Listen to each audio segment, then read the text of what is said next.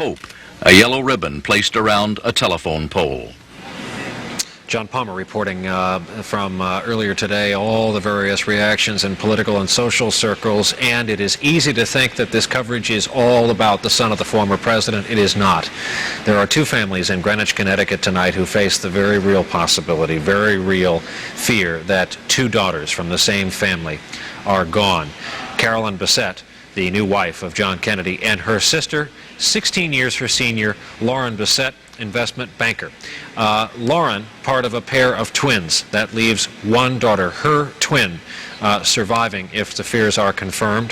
Bessette family divorced early prior to the birth of Carolyn, we are led to believe.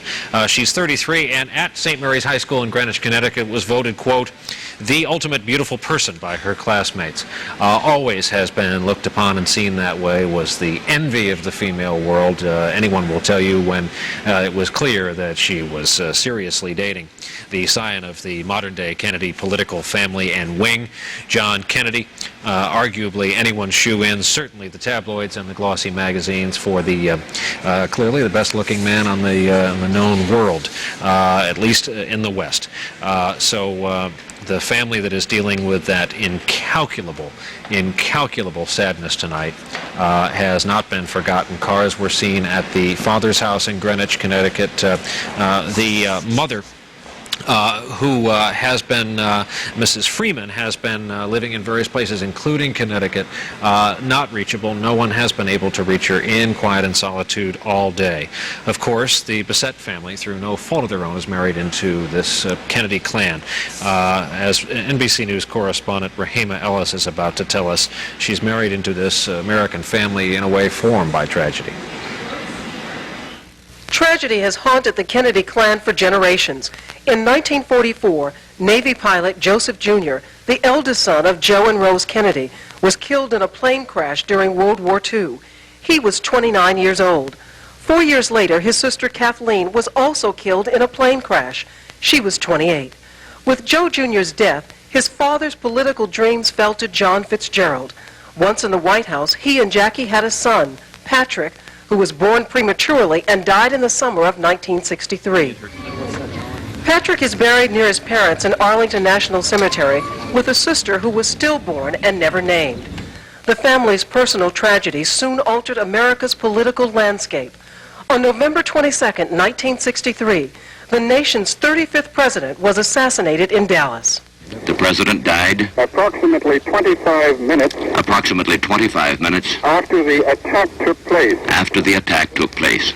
John Fitzgerald Kennedy was 46 years old. The Kennedy political mantle soon fell on Bobby's shoulders. My thanks to all of you, and now it's on to Chicago, and let's win there.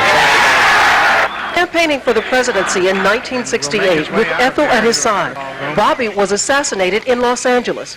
He was 42 years old. And there was more adversity. Ted Kennedy Jr.'s leg was amputated in 1973 because of cancer. This time, however, adversity overcome. By the 1980s, a new generation of Kennedys was dealing with its own pain.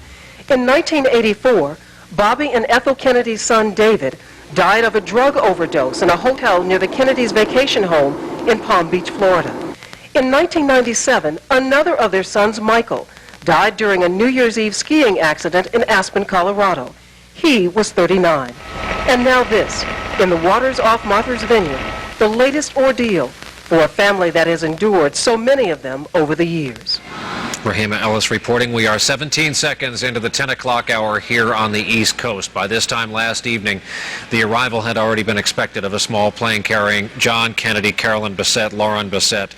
With the removal of daylight late this evening from the Massachusetts coastline, a little more hope slipped away for the families hoping for the very best for their loved ones. 3 young people missing tonight after the plane was reported down, and we have learned one more fact this evening that casts a little bit more of a shadow. A prescription bottle found now bearing another name of another passenger. In addition to the suitcase that was bearing the business card earlier today of Lauren Bessette, now this prescription bottle that says on it, Carolyn Kennedy. That word tonight from Massachusetts DA officials and police officers. We have had a late briefing tonight. Watching it along with us was our veteran aviation correspondent in Washington, NBC's Bob Hager, who joins us now at the top of the hour here this evening with the latest on what is known this evening. Bob? Well, Brian, the two most compelling pieces of information are first the radar blips that could have been from the Kennedy plane that were found by the FAA, unidentified blips, but they suddenly disappeared at just the time and the place that that plane might have been expected to be as it approached Martha's Vineyard last night. And second, what sadly is now being pulled from the surface of the sea. Among bits of wreckage found in choppy water off Martha's Vineyard this afternoon, a piece of luggage with Lauren Bissett's name on a tag. A headrest, a tire, only small pieces. John Kennedy Jr. had his pilot's license only 14 months. In these pictures, he's seen taxiing last November in the plane he owned then, but this is the one he flew last night, a much more powerful, complex, six-passenger Piper Saratoga, acquired only recently. It was 8:39 p.m. when he took off from the small airport in New Jersey. Private pilot Kyle Bailey watches from the ground. I saw what kind of night last night was, and, I actually, when I got home, I said, to my family, I said, somebody's probably going to kill himself in the airplane. I hate to say it, but, just taking off in that with that low visibility over, if he was going over land, that would be fine, but over the water, over the ocean at night in a single-engine airplane, I myself, unless conditions are perfect and you're extremely high, I myself wouldn't have done it. A little more than an hour later, when the Kennedy plane fails to show up at the Martha's Vineyard airport, relatives call the Coast Guard. 2 a.m. off Long Island, authorities believe they hear the sound of an emergency locator beacon might be coming from a downed plane. Boats launch, but the noise is never heard again. Authorities decide it's a false lead. Daybreak now, and search planes take to the air. And now air traffic controllers find evidence of an unidentified radar blip that disappeared during the night at 9:39 p.m. That last radar hit was about here, 17 miles off Martha's Vineyard, near Gay Head. At a point where John Kennedy's plane would have been descending into thick, heavy haze and preparing to turn either left or right to set up for the approach to runway 24 from this direction, dictated by prevailing winds. In the thick haze of the turn, could Kennedy have become confused? Private pilot John Shelton, who's flown a Piper Saratoga like the Kennedy plane. That the pilot could get vertigo, and not know which way is up or down, or you could get confused as to what way is up or down. Flight instructor Marcus Bettekoffer.